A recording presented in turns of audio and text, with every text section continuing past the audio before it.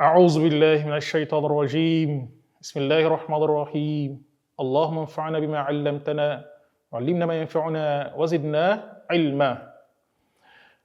And your deen is clear. This is where Allah draws the line between belief and disbelief. Taking us back to the story in the early stages of Islam, when the Prophet ﷺ was propagating his religion, the polytheists, the pagans of Mecca, they had tried everything possible to make sure what the Prophet ﷺ was conveying is not successful. They tried to bully him and his companions. They did everything possible for them to frustrate the propagation of Islam. After using bully, using fear, using all sorts of plans, and failed. Then the chiefs of Mecca decided to come to a round table, thinking of what they can do to stop this message of Islam that is being spread by the Prophet ﷺ. Day by day, they found out that people, started getting convinced with his messages. Then they thought of it. If you cannot, stop him with all these things that we have been doing, creating pain, causing fear, and bullying him and his companions, let's try to lure him. Probably we can make a bargain with him. That was how they came to the conclusion that they should meet with the Prophet ﷺ, sitting with him, having a round table talk with him, and talking like a gentleman. They reached out to the Prophet ﷺ, and that sitting was led by one of the chiefs of Makkah, Walid bin Mughira, and some other chiefs as well. But Walid bin Mughira, was the one who led that conversation. They met the Prophet ﷺ, and they told him that we are families. We are all families. We live in the same community. We are the same, cousins with yourself and your other companions. And everything happening, causing you fear, bullying you, is not something that we want to do. But unfortunately, we can't live this religion of our forefathers. This is what our fathers, the legacy that our forefathers has left for us, and we don't want to leave it. Now, we are putting this on the table for you. Whatever you want, whatever amount of wealth you want, we are ready to give you.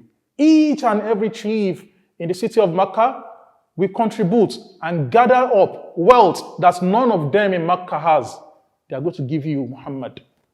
If it is woman you want, marriage you want, we are going to give you the most beautiful woman in Mecca to get married to. Whatever you want, just name it. It's on the table. We're having a round gentleman conversation with you. The Prophet ﷺ, he kept silent. They were expecting him to give them a reply, but he kept silent.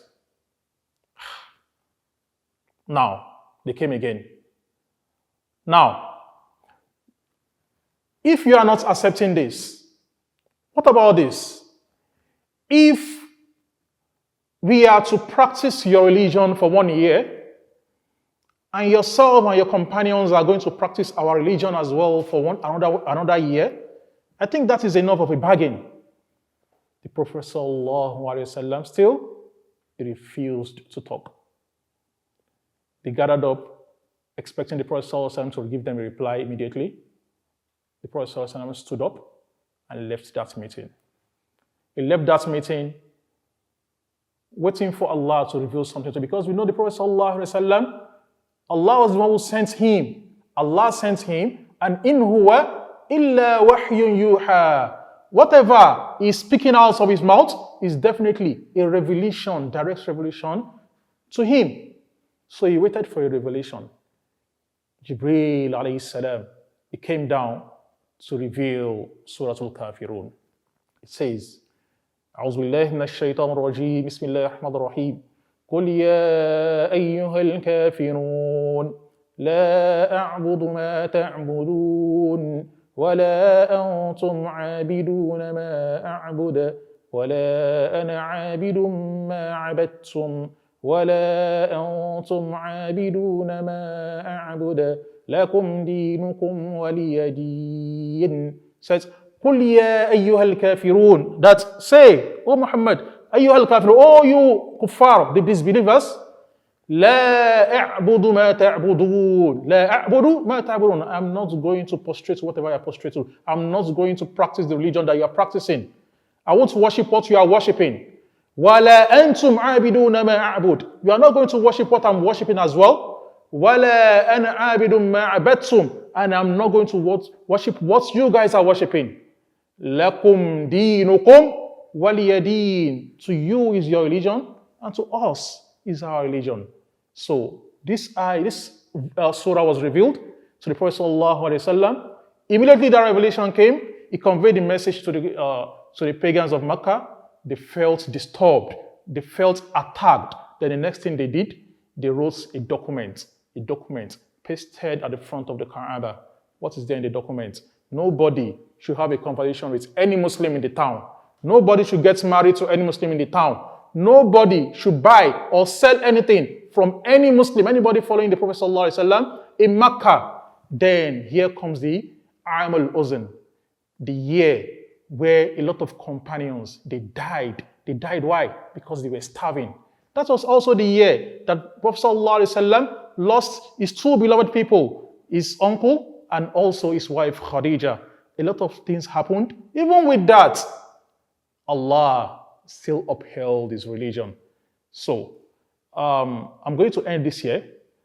Here is where Allah drew the line between belief and disbelief. And in anything we are doing, whatever thing that we are doing and we know that we are on the right course, we don't need to sell ourselves out. It is a big lesson for us, generally. أقول قولي هذا واستغفر لي ولكم.